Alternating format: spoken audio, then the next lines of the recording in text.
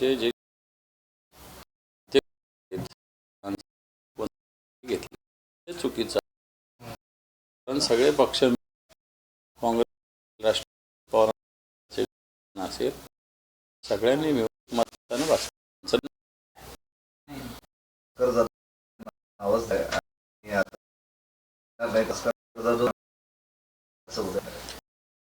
हे पैसे आणि जा मान्य हो काही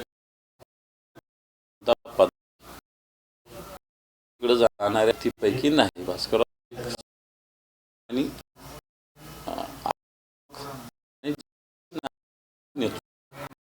हे काय जसं म्हणताच्या पद्धतीनं स्वतः उदय गेलेले भास्कर जाधव नाही विषय ठाकरे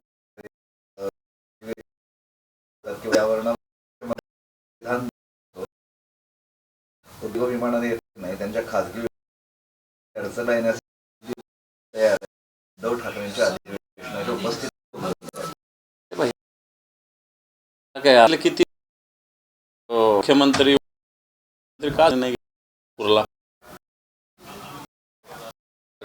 विमाना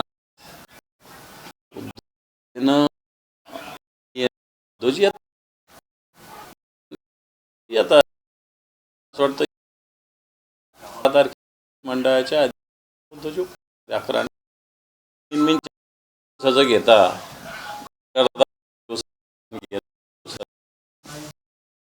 तुम्हाला गुंडाच घेणं असतं इंटरेस्ट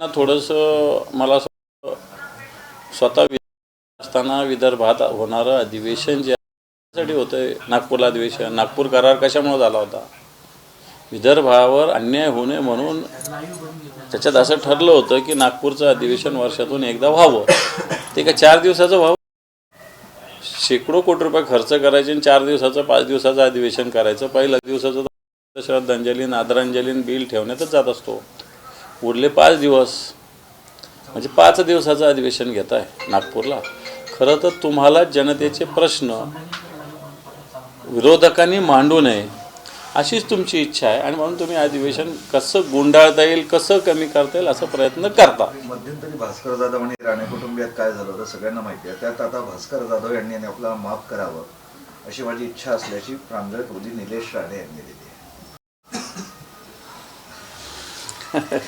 आता यांचं काय काय माफ करावं हा एक प्रश्न आहे.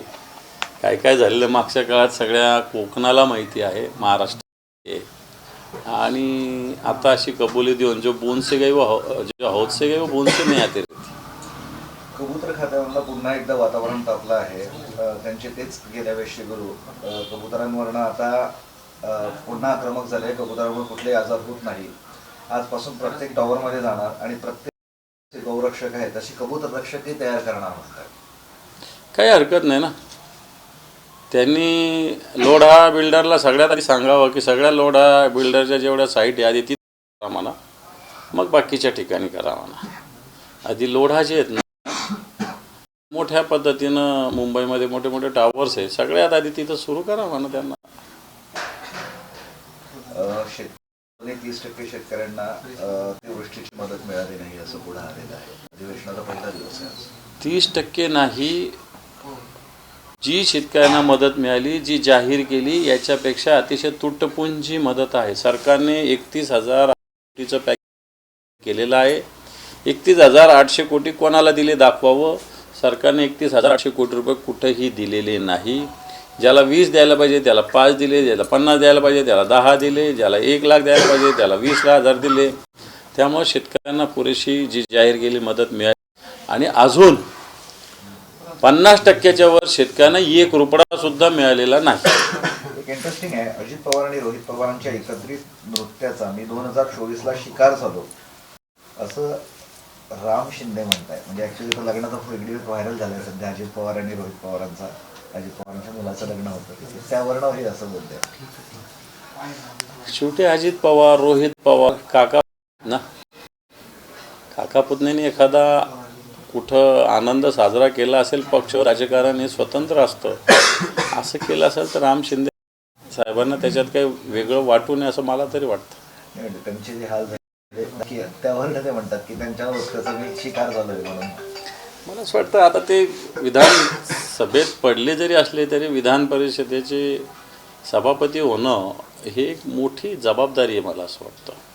त्यामुळं त्याच्यात त्यांचे हाल झाले असं त्यांनी स्वतःला मानून घेणं हे चुकीचं आहे. विधान परिषदेचे सभापती हे मला असं वाटतं राज्यपाल मुख्यमंत्र्यानंतर त्याच्या आधीही विधान परिषद सभापतीचा शिष्टाचार असतो. त्यामुळं राम शिंदे राजकीयदृष्ट्या का म्हणतात हा मला पडलेला प्रश्न आहे. उद्धव ठाकरेंनी राज ठाकरे यांना सोबत घेऊन स्वतःच्या पायावर धोंडा मारून घेतला. इति रामदास आठवले. रामदास आठवलेंचा पक्ष भाजपबरोबर जाऊन खूप महाराष्ट्रात फोफावलेला आहे. महाराष्ट्रात त्यांच्या गाव उरलं नाही की रामदास आठवलेंचा पक्ष पोहोचला. स्वतःच्या मंत्रिपदासाठी सगळा पक्ष दावणीला बांधणारे आणि शिवसेनेला हे शिकवणं मला असं वाटतं फारच मोठं शहाणपण आहे. सोयाबीनला हमीभाव मिळत नाहीये आणि त्यात आता दक्षिण आफ्रिकेतनं आपण प्रमाणात सोयाबीन आयात करतो. 1-2 दिवसात येऊन घडतील आपल्या बंद. हे पहा, सोयाबीन, कापूस, ऊस या तिन्हीचे प्रश्न आत्ताच्या घडीला ऐरणीवर आहेत. सोयाबीनचा भाव सरकार जाहीर केला, प्रत्यक्षात व्यापारी काय भावाने खरेदी करतात हा एक प्रश्न आहे.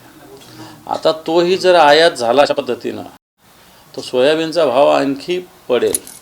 तसंच कापसाचं आत्ताच्या घडीला झालं. कापसाचं नुकसान झालंच, पण जो कापूस आला त्याच्या प्रतवाऱ्या वेगवेगळ्या करून शेतकऱ्यांचा कापूस कमी प्रतीचा दाखवून त्याची सुद्धा लूटमार आत्ताच्या घडीला होते. ऊसाचं सुद्धा तसंच झालेलं आहे. ऊसाचे भाव कारखाने जर बघितले तर शेतकऱ्यांना लुटण्याचंच काम सध्याच्या घडीला करतं आणि सरकार या सगळ्या गोष्टी बघते उघड्यावर. काही दिवसात तो जो आयात केलेला माल मुंबईच्या बंदरावर उतरेल आणि त्यामुळे शेतकरी संघटना आक्रमक झालेला आहे. रस्त्यावर उतरण्याची भाषा अनेक शेतकरी संघटना करतात. शिवसेनेची काय भूमिका आहे? बिलकुल शेतकरीच्या या भूमिकेला शिवसेनेचा सपोर्ट आहे. शिवसेनासुद्धा अशाच पद्धतीनं सोयाबीन जर आयात केलं जाणार असेल तर या बंदरात शिवसेनासुद्धा उतरेल आणि हे येणारं सोयाबीन रोकेल.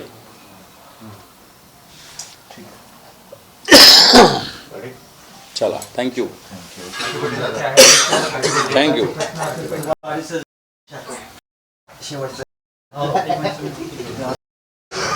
दुपारचा नाही, 3-4 वाजता मुंबईला.